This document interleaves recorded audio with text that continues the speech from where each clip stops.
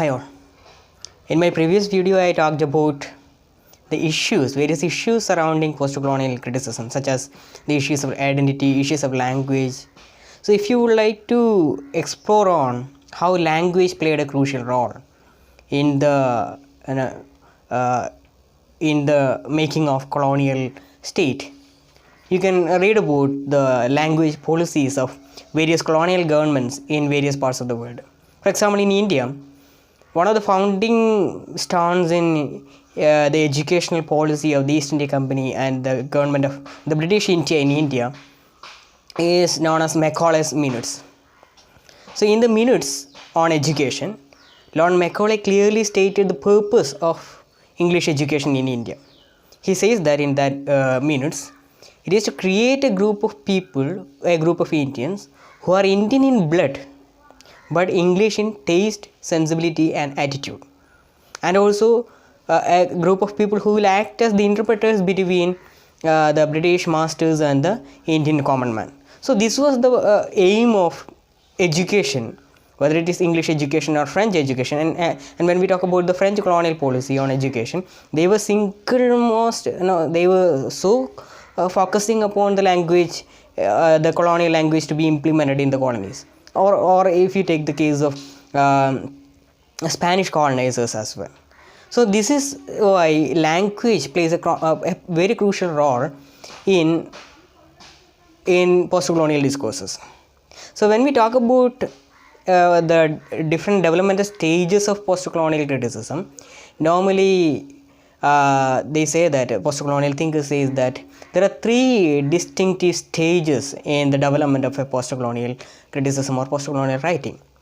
The first stage is known as the adopt stage, in which the earlier writers from the once colonized countries, they imitated the forms, manners and writing style of the European masters.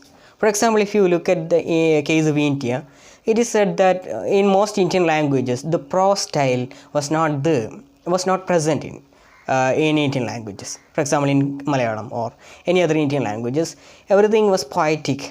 So the prose tradition itself is imbibed from or adopted from the English style, or the genre known as novel. It was developed in the European countries and later it was taken up by the Indian writers or the African writers. So in the beginning of the writing stage, the postcolonial writers, they imitated the styles of the European masters, that stage is known as the adopt stage. And in the second stage, which is known as the adapt stage.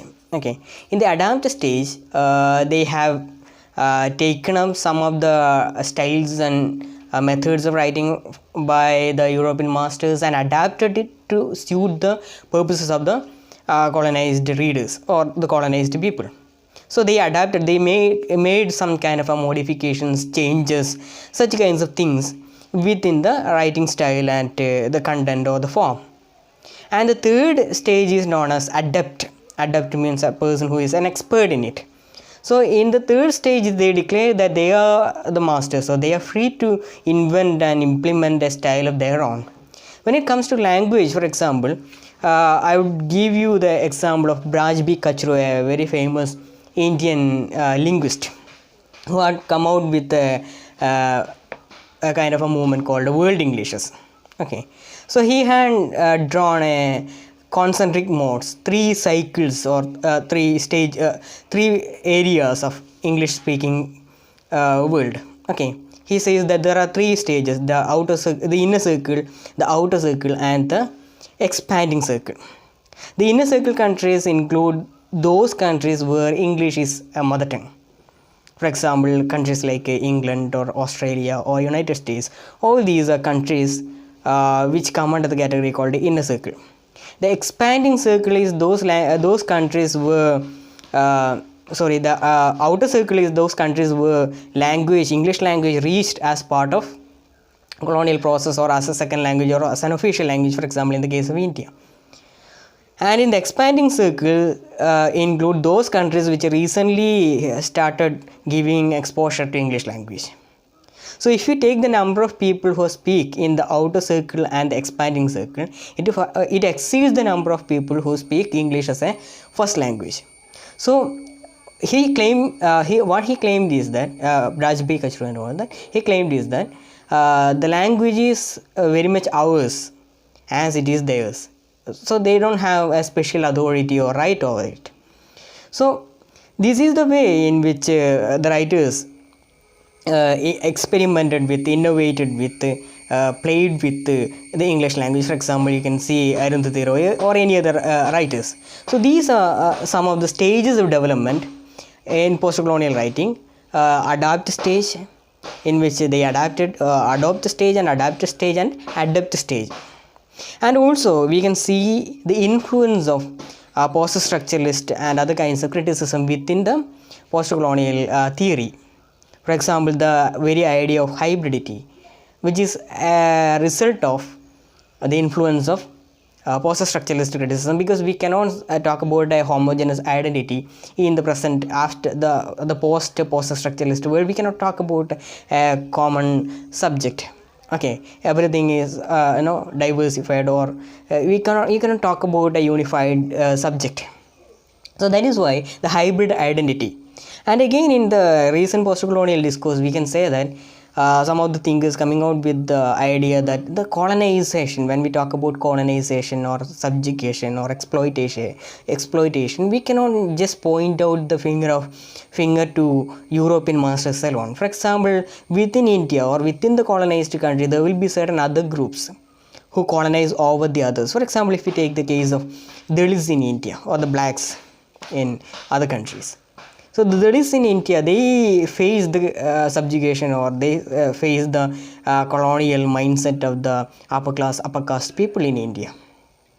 So when we talk about colonialism, though we talk about the European masters and Eurocentric worldview, imperialistic ideology, white man's burden, all these are, even though these are all true, we cannot say that colonial mindset is only there among the European people.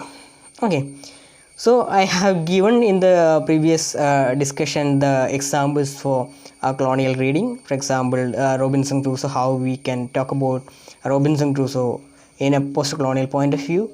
And if you look at the plays like The Tempest by William Shakespeare, the story, the Duke, the Prospero, reaches in an island, and it was under the control of Sycorax, and using his magical powers, he promised them freedom. The inhabitants of the islands were promised of freedom by Prospero, and they supported him. And later, Caliban was under his control, and Ariel was controlled very tactfully by Prospero by his promise.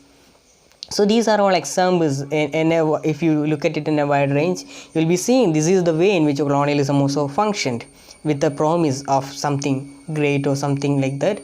They will be controlling. So who ought to be the natural ruler of that island? Undoubtedly, we can say that Caliban has to be considered. So this can be taken as an example. Again, Peter Barry discusses Mansfield Park, Jane Austen's Mansfield Park, the character of Sir Thomas. So what he discusses is what would be the job of this authoritarian man called Sir Thomas.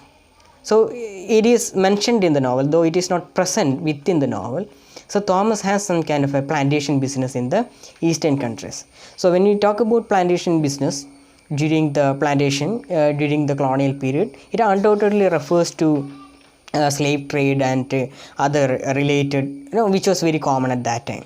So Sir Thomas ought to be, or we can guess that he was part of the slave trade, which was one of the side effects of colonialism. So these are the ways in which post-colonial criticism takes up issues on various natures and problematizes the discourses of colonialism and imperialism. Thank you.